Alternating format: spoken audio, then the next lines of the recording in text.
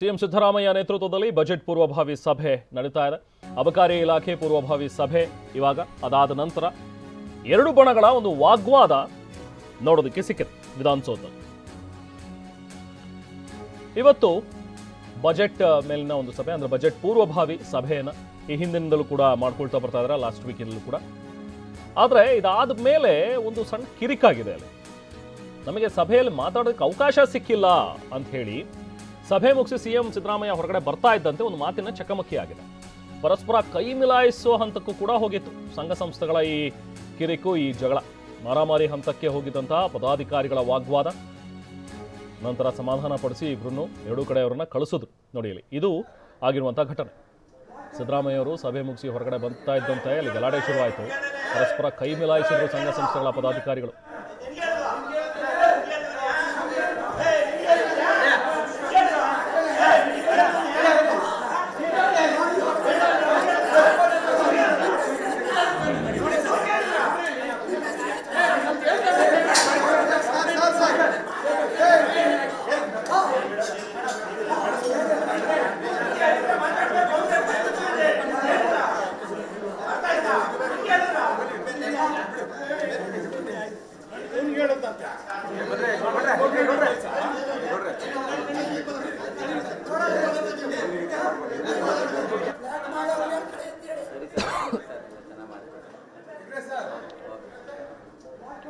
ಇವತ್ತು ಬಜೆಟ್ ಪೂರ್ವಭಾವಿ ಸಭೆ ಇತ್ತು.